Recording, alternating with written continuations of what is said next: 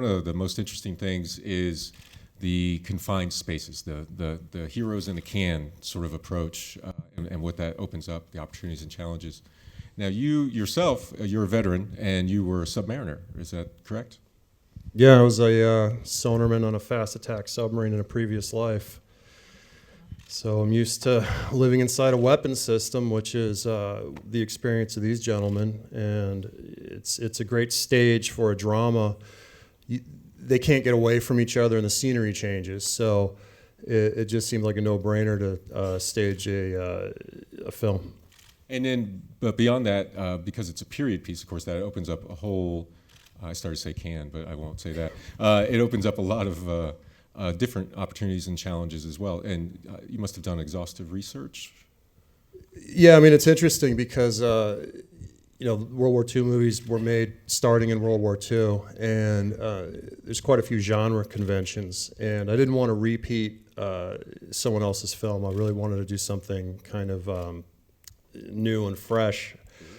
So I did incredible research looking at period photographs. I'd sit at my desk for hours with a magnifying glass just studying these photographs. And it was interesting doing a period movie. It's world creation. Everything on the screen, every asset you see has to be generated, painted, built, constructed, patinaed, aged. So it was kind of a shock what we were in for. The wet downs, nature didn't cooperate, getting yelled at by production because I needed like 7 water bowsers in one of these locations to create all that mud.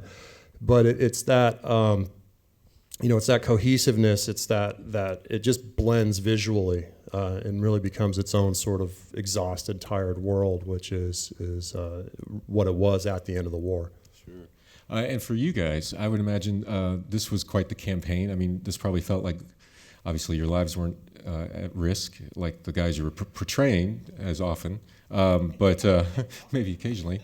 But for you, what did you each see as the best challenge or the biggest opportunity in this film? Well, for me, it was about 6 weeks of driving and just constantly, at first it was in a big field and cones, and I have to be honest, it's like when you have Brad Pitt and Shia LaBeouf up the top in the turret, you definitely want to drive as best you can. And and it's funny, but it's not the easiest thing to drive, and it's a real Sherman. So, when these guys were goofing around and doing whatever, I'm just like making sure that I'm driving. But, after 5 months, I think even before that, like after a month, I got a pretty good hang of it. Well, I saw it in the parking lot. You're still... Yeah, I drove in a tank.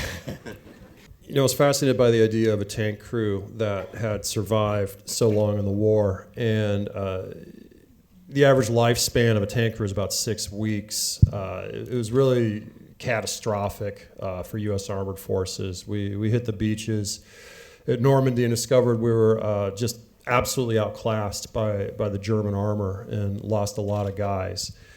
So the idea of a tank crew that had been together that long, and they did exist, is something very special. And I didn't want to make a movie entirely about this jaded, embittered, traumatized, exhausted group. So I really needed, the audience surrogate, which is Logan's character, someone who can come into this world, have things explained to him, see the world through fresh eyes, and then also whom we can study as an audience as this individual is transformed and changed by war, which is really what the film is about. It's not a battle movie. It's not about a famous event. It's about a family in a tank, and it's about what happens to a normal, good dude when he's put into this environment, and it's transformative and not in the best ways. And to Logan's credit, I fed these guys, I fed their heads, I fed their hearts, I gave them the research, the training, etc. But I never sat down with Logan and said, this is how you're going to arc this character. This is how you're going to get from A to B. That was really his job, and I really left that to him, and I kind of left that to the guys in general, gave them as much as possible, but the actual sort of tactical acting, how they deploy their characters over the film is really their choice, and Logan nailed it. Every battle plan changes as soon as the battle starts. Is there anything in this film that you really discovered in the process of filming, where it changed from the page to the screen in a dramatic way? It's interesting. We pretty much shot on book. It was such a complex film that I wasn't that confident really deviating from the script. So we pretty much shot on book. More than anything, the action, we had inbound plans with the action. Everything was storyboarded, very complex action sequences. And then we get to set and we're looking around and we're like, okay, we got 4 days to do this. This storyboard here would take a week. So let's rip them up and figure out what we're going to do. So that was scary. That was really scary. And then to somehow in editing, go in, shoot all this action. A lot of it was shot as masters, and then try and discover the intricacy and detail of the action and editorial was horrendous. It was a horrendous task. I mean, the editors killed it on this because it did not come off the set in a readily understandable way. And for you, what was it in this script, what was it in this project that you most connected with that made you make this film your next choice? Well, I mean, it's an incredible read.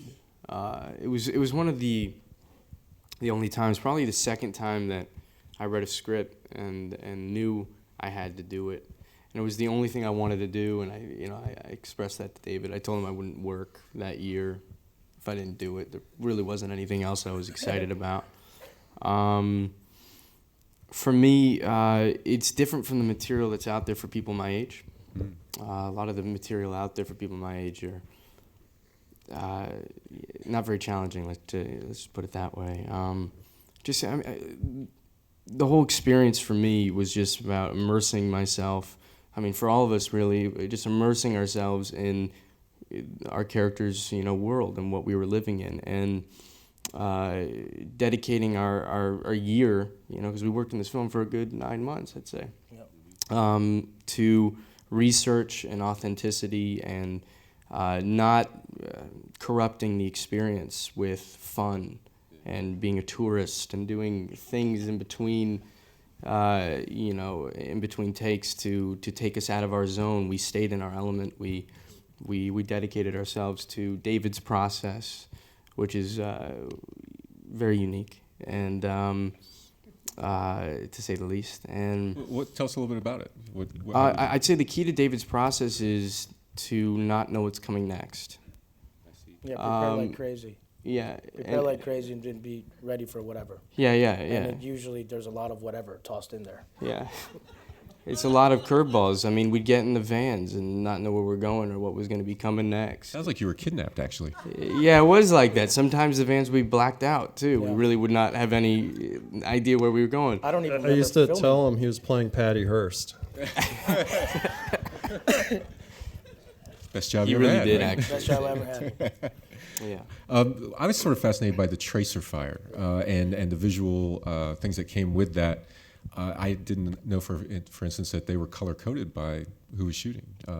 That was something that we haven't seen in a lot of films. Yeah, machine gun rounds are loaded. Every fourth, fifth round it contains a phosphorus base, and the phosphorus is chemically colored. So American tracer rounds, pink, red. Germans are green, Japanese are purple or blue.